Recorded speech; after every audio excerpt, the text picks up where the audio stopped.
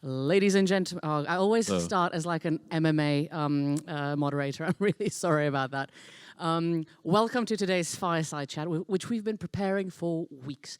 And we're about to share with you a kind of what we both geek out about, which is culture and history and archaeology, but also show how that can be tied into the wondrous world of blockchain and the various kind of connections between like high tech and these seemingly old school subjects that we can kind of better understand not only what history actually means to us, but understand history to help crack open the future and the human condition. So it'll be some improv, it'll be light banter, highly humorous, and just generally impromptu conversation. I would love to, it's an absolute honor to introduce a dear friend and a wonderful expert in this field, William Rudolph Lobkowicz. Hello. Hello. Welcome to your own house. Thank you.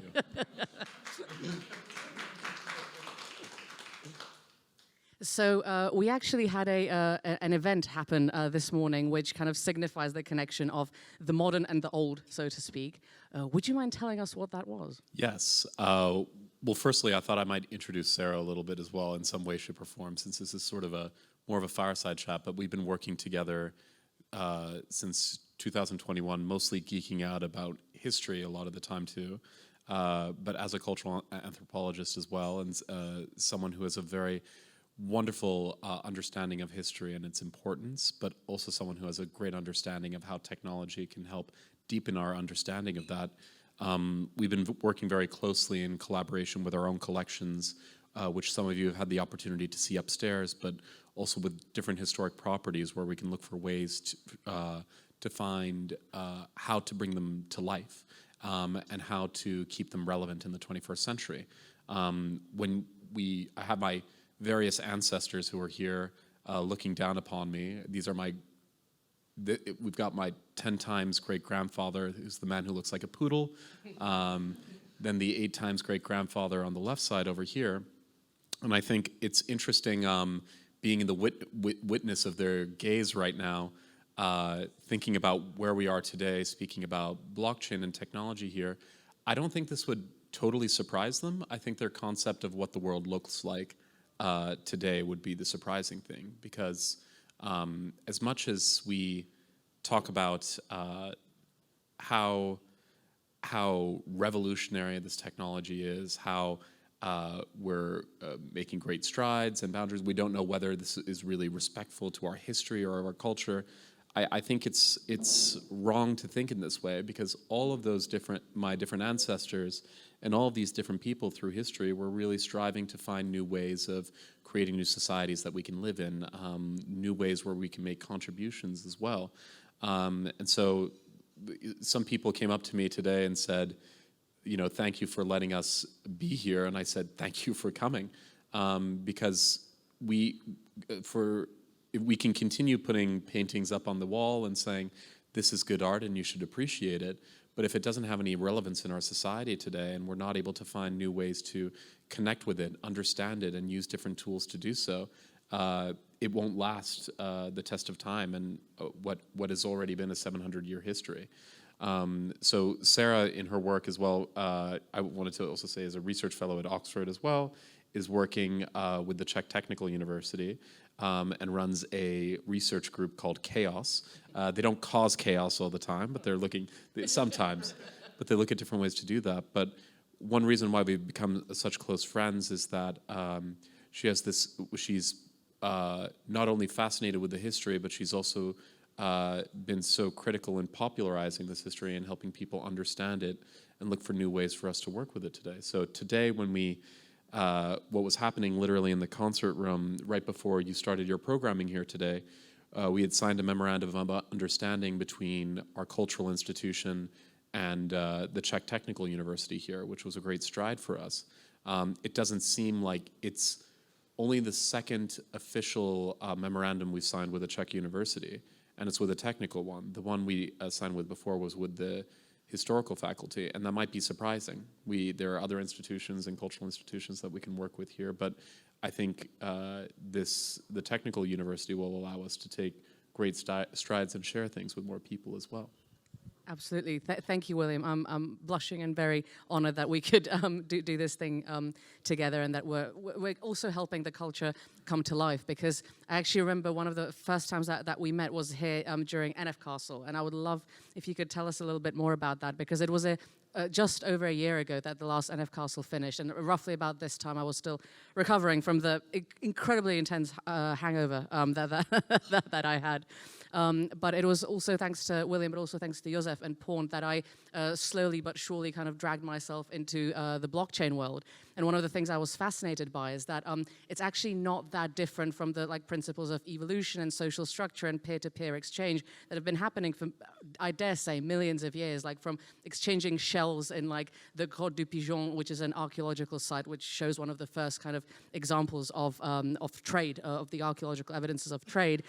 We actually haven't technically or principally moved on all that much. We've just digitalized the process, and blockchain has just completely fascinated me. And I might say maybe something slightly controversial, but I'm actually really happy for the crash that happened, not because of necessarily the contents of your wallets, which I realized was dramatic, but because it's forced people to look at other use cases and the use cases of using blockchain in places like archaeology, culture, history.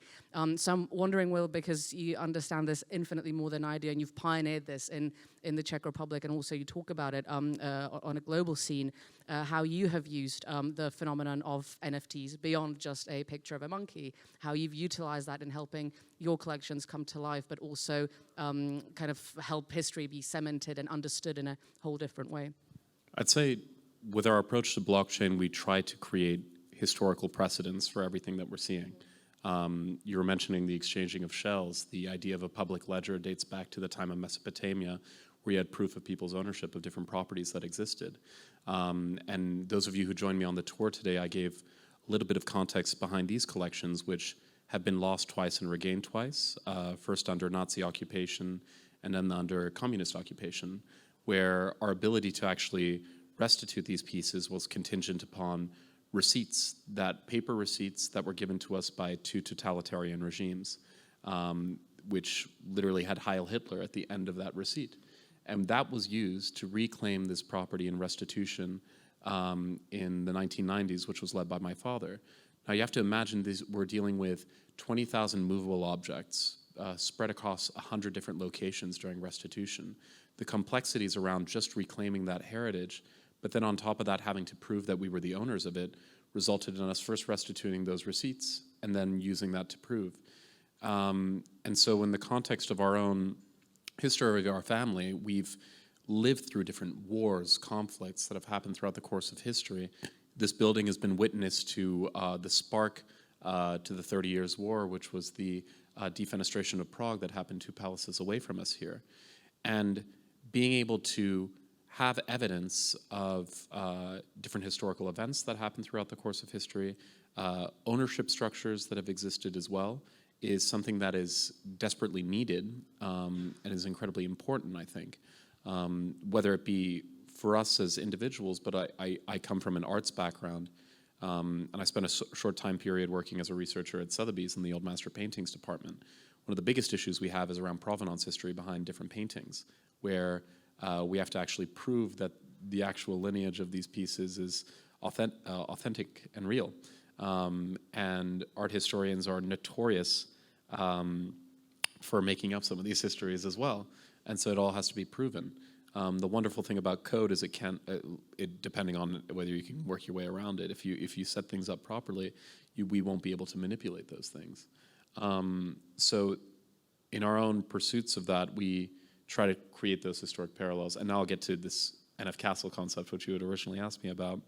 When we first started exploring it, that was the reason we started exploring blockchain, were for those reasons. And then we realized we really didn't know much.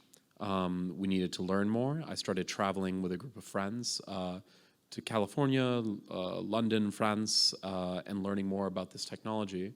And then we decided to host a conference here in Prague called Non-Fungible Castle, which was an opportunity for us to connect both the blockchain and the cultural space, where we invited people from 2 completely different fields to have a conversation and sort of form a narrative about how these 2 different groups could work together and create lasting change.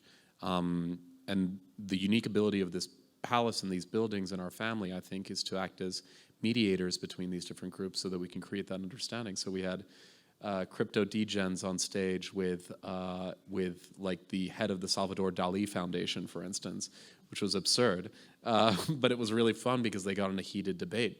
And I think it was important for them to raise their concerns. So the head of the Dali Foundation was a complete non-believer in this technology, actually, and we knew that putting him on stage too. We knew that he would actually criticize it, but it allowed him to actually poke holes into different arguments, and then vice versa, and for people to learn from one another.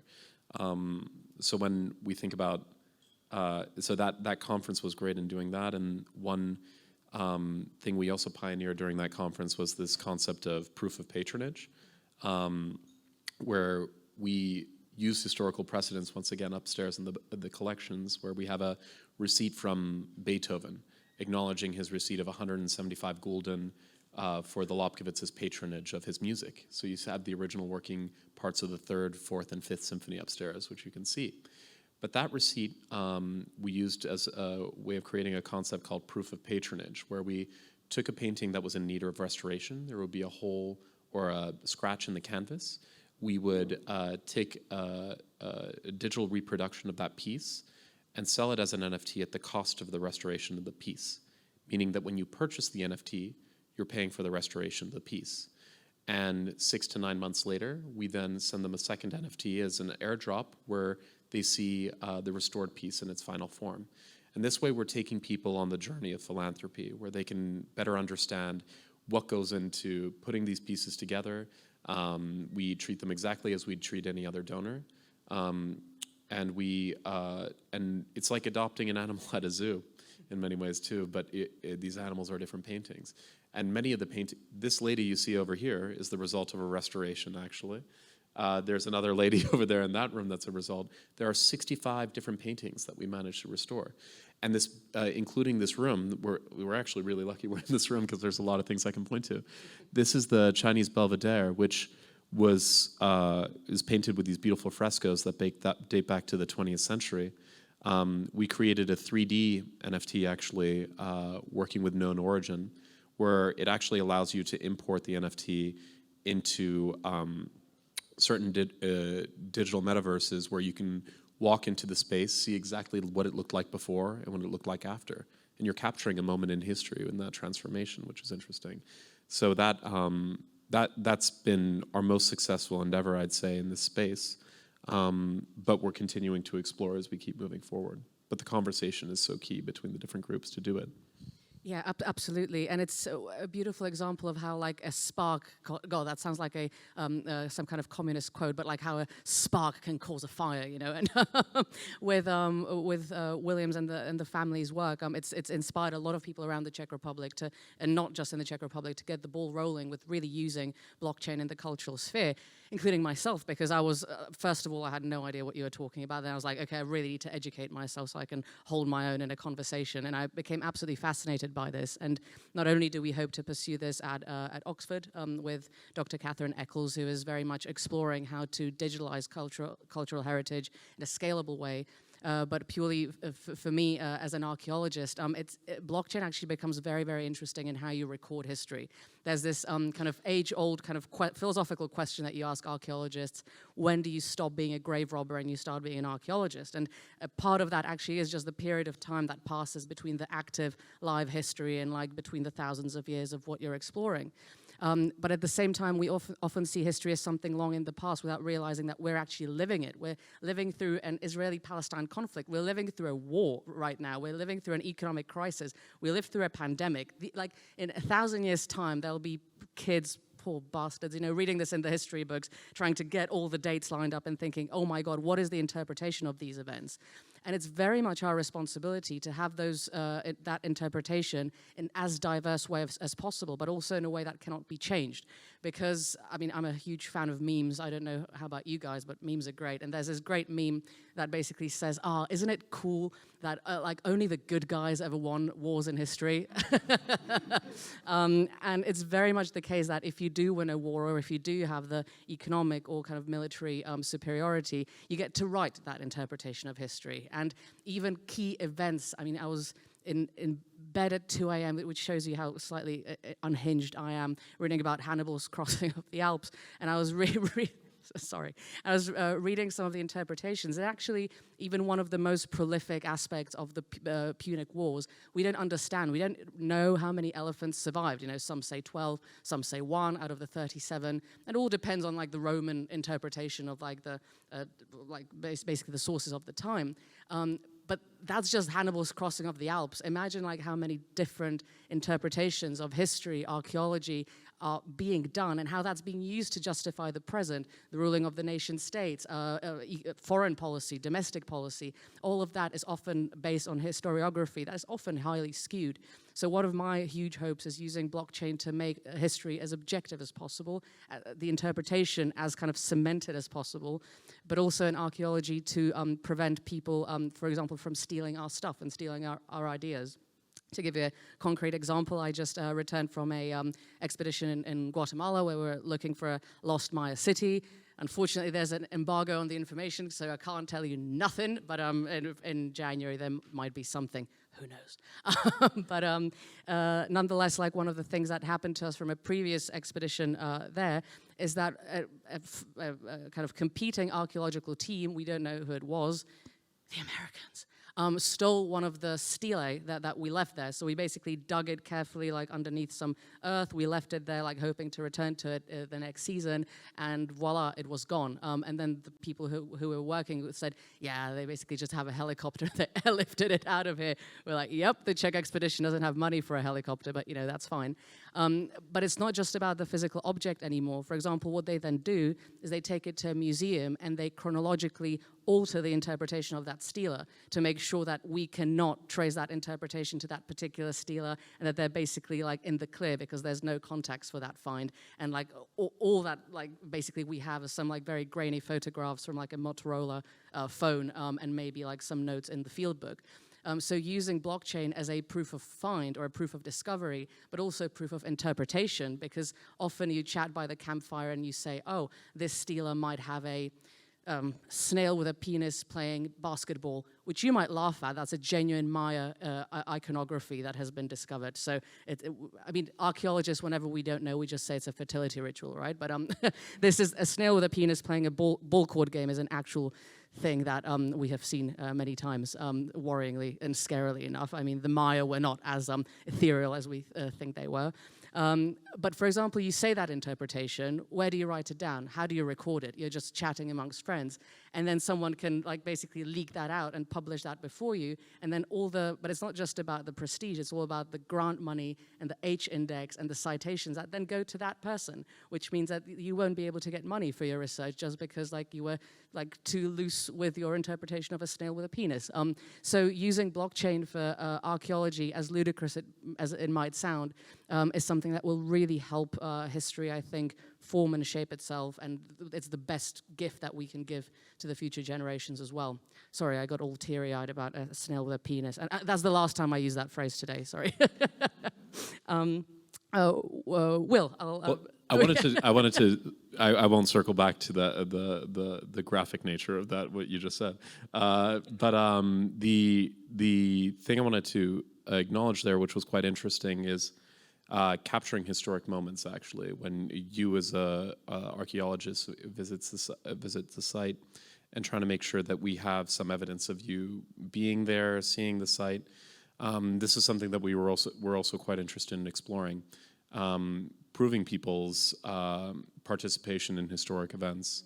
There was one issue we had in this country, for instance, for a while, where people pretended or said they were actually participating in the Velvet Revolution, for instance, that happened in this country in 1989. And we see these different PO-ops on different Twitter spaces that we're on and everything, and some of us may poo-poo it in that moment and say, oh, it's just another PO-op, I don't know if I need this. But it's actually very interesting from a historical perspective to show where people have traveled over time, what they've experienced, and proving that you've participated in an important historical moment. And when I see these are politicians that we're working with today who claim to have been there in that moment when really they were supporting some of the regimes that were actually in place that were preventing these freedoms and the creation of our democracy. It's very, very difficult to prove. And this is another thing we tested at our conference. It's really, we used it as a wonderful breeding ground for testing different things and seeing what actually worked. Many people are testing NFT tickets in different forms for events and what's taking place. We had a lot of trouble doing this because we had a lot of attendees of our conference who were not crypto natives, and we were worried that if we were going to do this, people wouldn't be willing to set up a wallet, purchase crypto, purchase the actual ticket. And so we worked with another company which is Czech-based here called STRV, which was able to create email-bound wallets where people could actually pay in fiat for tickets to then eventually get the NFT tickets themselves, which they can later claim on their wallets if they'd like to or not.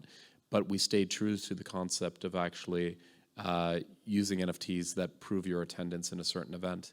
And the NFT itself transformed over time based off of what portions of the event you scanned in for, actually. This was an incredible nightmare and very difficult to put together, and drove our team absolutely insane from an organizational perspective. So I felt, and it's also very difficult from my perspective because I'm trying to explain to our internal team here the importance of us trying to prove this. This is a historical moment where we're testing out this technology. But it's still, people don't understand the feat of what we are actually able to achieve on the back end, which can be quite disconcerting sometimes. And that's, again, why I'm so excited you're all here, because helping people better understand how we're able to change our societies, or speaking about it in terms that people can understand. For instance, the way we did this was through a ticketing app where it generated a QR code that changed over time, and the QR code represented multiple wallets that you could associate with that QR code. So you scanned the QR code, it checked your different wallets, you could connect to different chain-based wallets, and would determine whether you had the NFT needed to actually access the space. And what I would try to explain to people is, imagine your Apple Wallet and all those different cards that you have, or tickets and everything. Imagine if all of that is represented by one QR code. It could be your university degree, it could be the access to your home. And this is what I'd say has been the biggest struggle for us generally, is trying to figure out how do we explain this in a way that's understandable and comprehensive for people to get, until eventually it'll become commonplace. And so that's where I think I'm grateful to people like Sara too. It's the historical context that explains this isn't anything different. We shouldn't be afraid, and that we should, if something doesn't work for you, or if there's something that intimidates you, how can we adjust the product or what we create to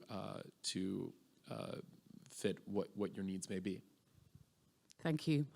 By the way, ladies and gentlemen, we have a few minutes left. I also want to give you the opportunity to ask some questions, but I've got a final, I say one question, it's like one question, but there's three hidden within that, you know, the way that I that I talk.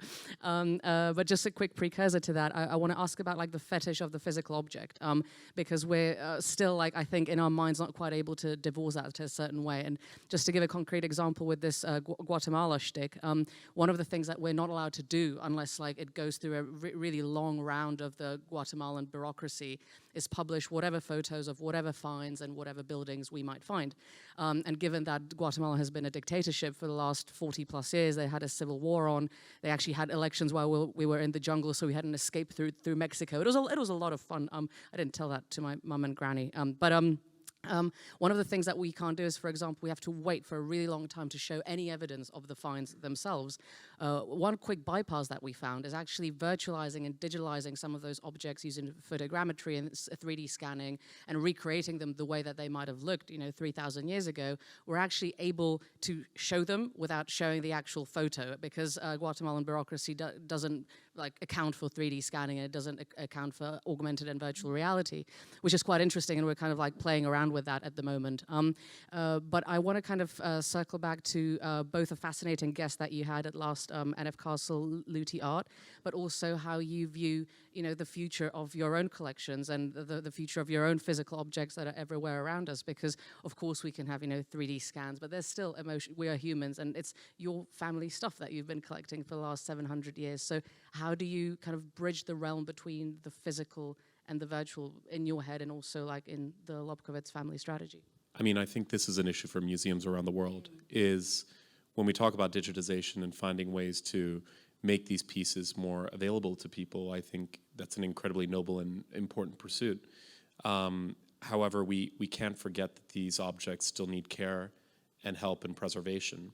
And so digitizing can help people understand these things, bring them closer to people, so that you're not creating physical or financial barriers for people to understand the art, which is fantastic. But the practical and thing that we'll have to deal with in the end of the day is that these pieces still need to be taken care of.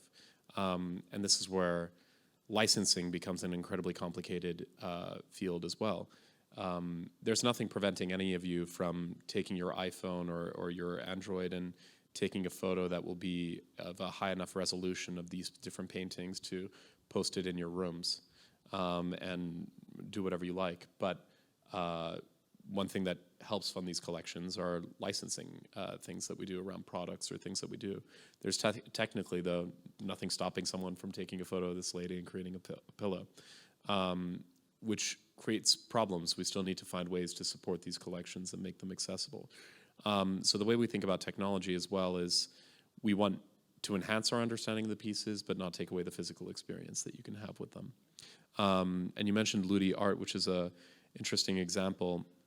The people who put together this organization are of Nigerian origin but live in the UK, and there have been huge issues around the British Museum and some of the pieces, a lot of the pieces in that, great majority of the pieces in that museum that have been taken over the course of Britain's colonial history.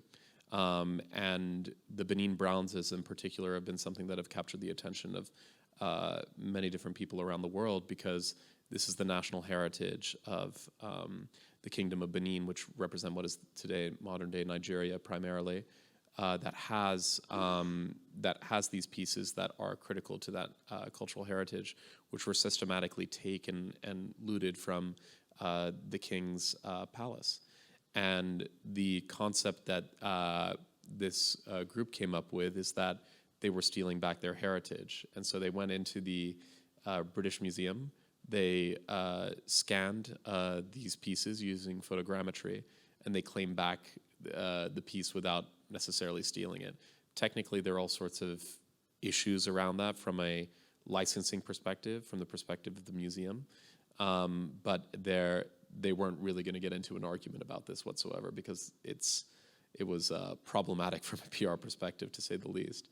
Regardless, it was actually a really great initiative, because they worked with different artists, Nigerian artists, to create different interpretations of that Benin bronze.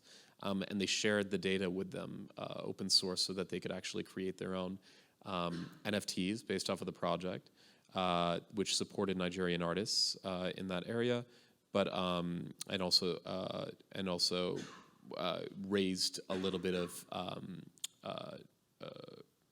understanding or know-how about this crisis. So it was very interesting. And generally, the way museums are going about the NFT space or blockchain, I think they're still really exploring this. I was invited to a talk that was organized by the Ministry of Culture of France, and we were one of 3 international institutions that were invited for this talk. One was the Uffizi Museum, which was represented by the Italian museums, who sold a version of their Michelangelo's Rotund as a one-of-one that was sold, I think, at 300,000 euros, but 50% of the profits went to a partner company they worked with, and another 75,000 euros went to legal fees. So probably one of the most well-known pieces in the Uffizi sold, generating a profit of 75,000 euros, which eventually led to the Italian government banning all digital sales of works of art within all national institutions. And they were basically saying that the issues that they were having around this. The other institution was the Belvedere, which created kind of a 10,000 collectible project, which they sold different tiles of the Kiss by Gustav Klimt, where about 75% of the tiles were just pieces of gold, which led to the market actually not being so successful, and they spoke a little bit about that, but it was another interpretation of creating a community around it. And then there was us, and then there are 12 other institutions in France which were also looking at their own projects. But it's funny how the perspective has changed now, where it's not necessarily about, and this is where we're heading too, it shouldn't be about generating necessarily huge amounts of profit for the museum. There are still revenue sources that are needed, obviously, so it is welcome. But I think the way people are looking right now in the museum space are, how do we create communities around our museums so that we will encourage younger audiences to continue visiting? To give you perspective with our own institution, we raise money every year to support these collections and everything we do. The entire collection staff and curators who work here are all from privately raised funds that support their salaries and their activities.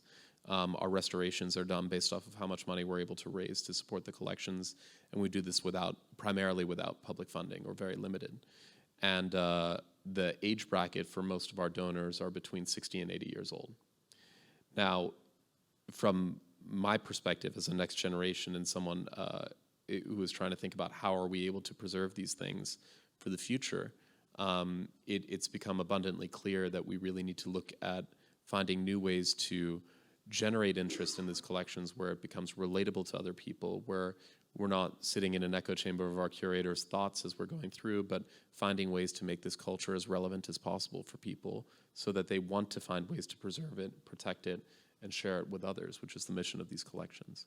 Sorry, that was a really long answer as well. But extremely interesting. I think the wonderful thing is you've created such a welcome, open sandbox here. And absolutely, everything's about popularization. We struggle with this in academia, that we are in our ivory towers kind of talking very kind of obscurely about things that only interest us. And it's both a role of cultural institutions and academics to make sure that we can talk to the average person. And I think, at least like in my head, something that sticks out last year at NF Castle at Nella Hoseves, where you had people basically collecting NFTs as they completed certain activities, and there were kids running around collecting NFTs without even realizing it. That's exactly the kind of use case, how you can bring something that was a kind of fetishized thing for people to speculate on and buy Lamborghinis from, to actually being a pro kind of people tool and a pro people technology that can also give another dimension to culture, which is so, so important. So thank you so much for pushing that forward and having the bravery. I know it's often not easy, and with CTU in Oxford, I'll do everything that we can to support those endeavors, whether it's virtualizing physical buildings or objects and trying to make that dream of tomorrow a reality. Right. Anyone has, yes, the cyberpunk, steampunk gentleman. I love your mask. Please. Thank you.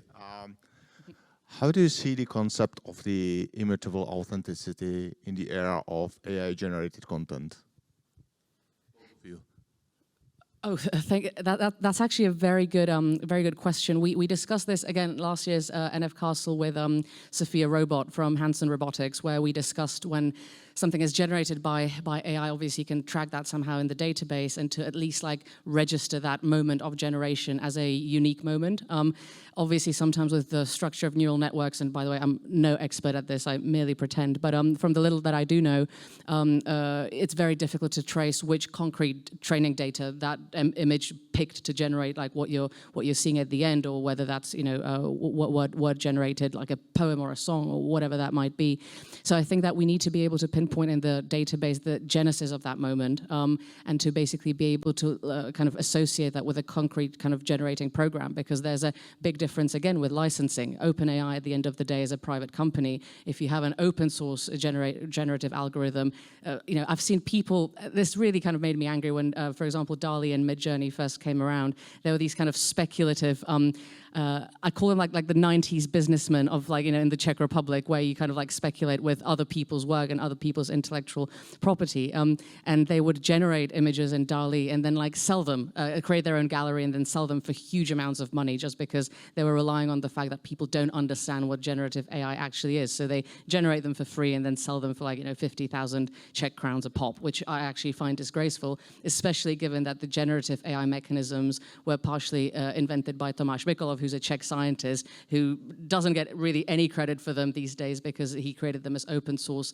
mechanisms that people can use so that it gets being popular and basically so that the science can progress. So he forewent about 40 patents to make sure that algorithms like Word2Vec, which contributed to the augmentation of Google Translate, for example, can be used by the general public. So where do you trace the scientific discovery that goes back, 10 years to someone who's highly speculative, then using the fruits of that labor to generate profit for themselves? It's a massive minefield, but it goes back to the point, at least for me personally, I was mentioning about history. It's not just history with wars and interpretation of kind of museum heritage, but it's also history just purely human actions like scientific discovery, proof of thought, proof of discovery, and I think that blockchain can be really helpful in that also in the AI space. Sorry, monologue, sorry.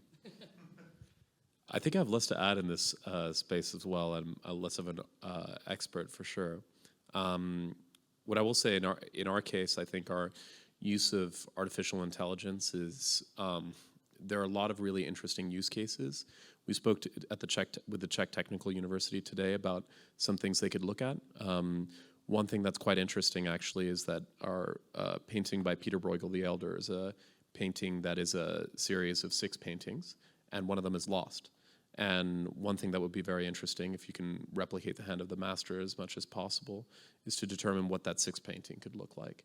Another area that's interesting is looking at how can we eliminate a lot of manual labor that is done by our curators to catalog our collections too.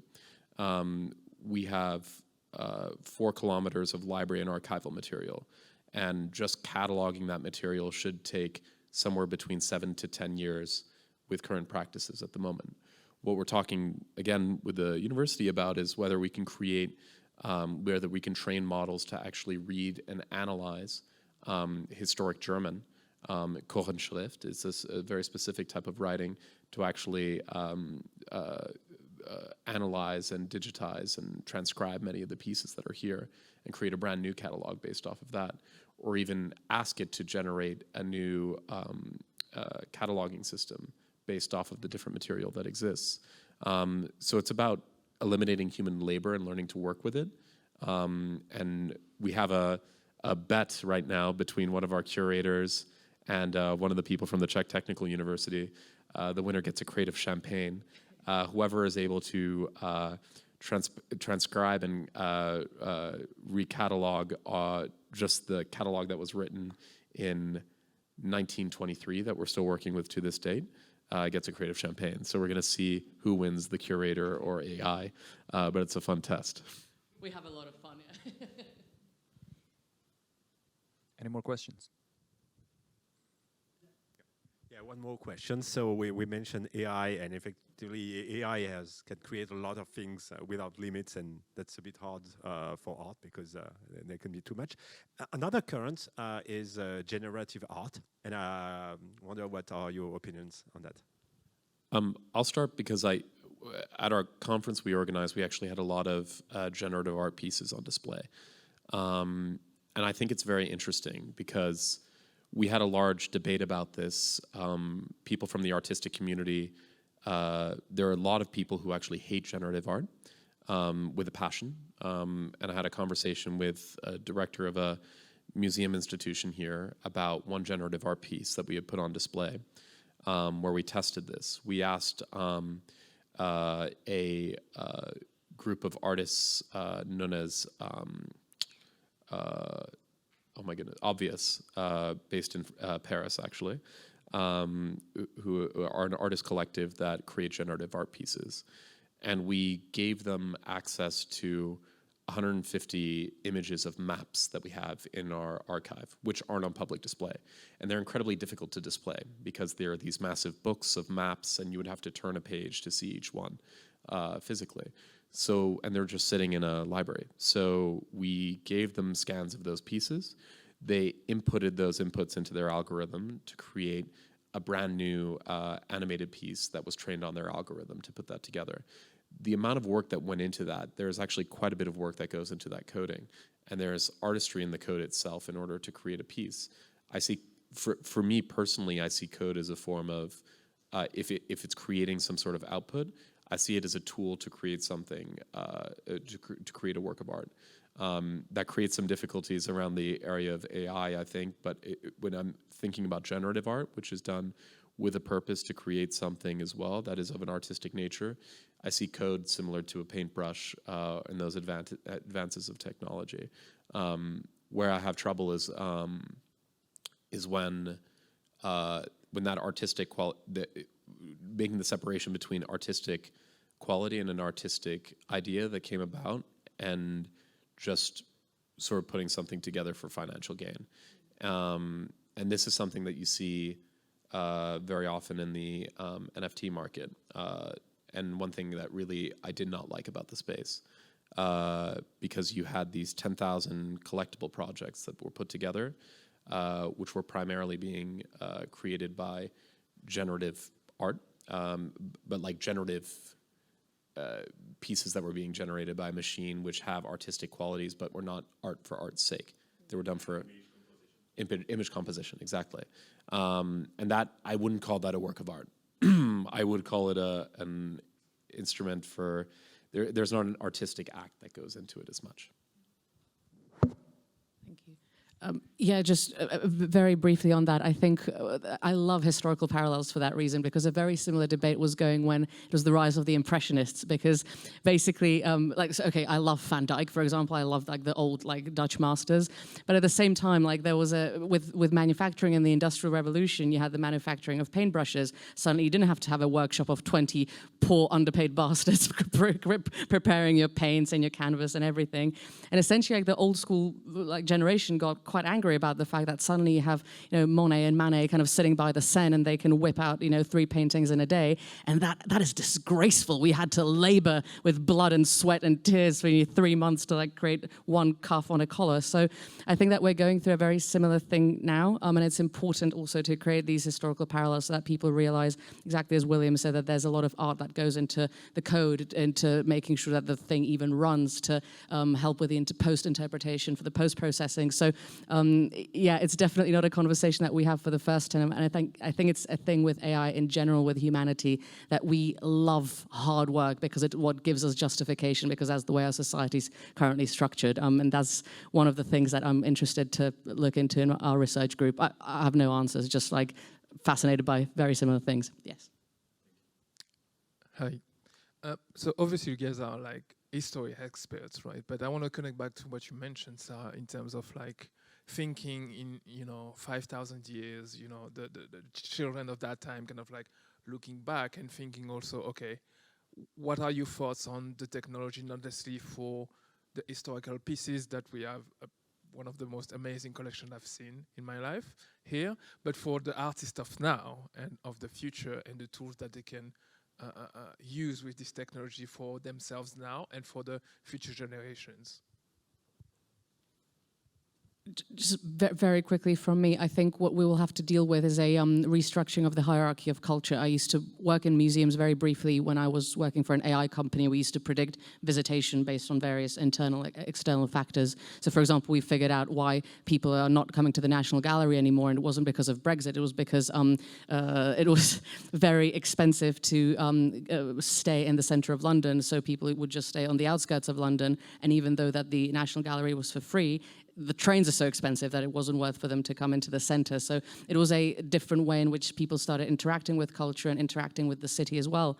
And I think there is, unfortunately, in some circles, or at least like I saw this in the kind of old British institutions that I'm most closely associated with, a huge kind of snobbery and elitism and kind of like a knowledge barrier that doesn't really allow people, even though it's free and even though you want to democratize it, people feel awkward because they don't know as much, they don't know the like connections. and they feel scared to even enter the space. So like where I studied archaeology, it's the same type of people studying archaeology over and over and over again. So I think that what we're going to be seeing is a diversification and a democratization of who is involved in high art and high culture, and that's going to massively change the dynamics of society because the two are so closely intertwined. How? I don't know, but I just hope to get as many people involved in it as possible because it's the most beautiful thing. Yeah. I agree. We're at a interesting crossroads here. I'm quite concerned with how much people really appreciate our cultural heritage and how the importance that people draw upon it. And I hope, looking back, that people will remember our history and where we come from. I find culture to be the source of what makes us who we are today, and history it creates the national identities from the countries we come from who we are as individuals. It's history, art, and culture that gets us to where we are today. And it's the first thing, however, that's cut in any national budget whenever there's a crisis.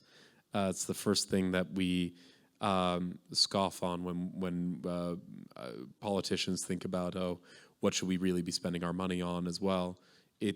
But when we think about our personal identity and trying to protect something like that, I think it's the most important thing we can do because it protects who we are as individuals. So I hope in the future, when people look back on this time, people will think that there is a group of people that feels a sense of responsibility to protect that as well, even if, especially in the arts industry, it's one of the most underpaid industries for people who work in it. But the reason people do, I think, is because they're passionate about protecting a legacy and a heritage that we all source our identity from very often as well. Amazing. Thanks a lot. Thanks a lot again, Sara and Willem. If you two start a podcast, I'll subscribe to that if you talk about art and history. Thank you again. One round of applause for these two.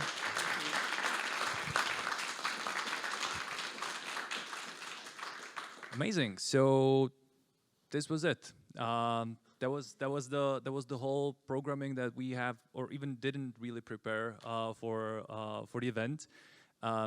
We will still be able to co-work here until I think like 6 p.m. There might still be some like tea and coffee to drink, and tomorrow, if you still stick in town for a couple more days, join us here as well. There won't be any like scheduled talks, but I hope we'll get to talk to each other, just like sit in this gorgeous place in the Imperial Hall and just work and talk about tech and now even art and history.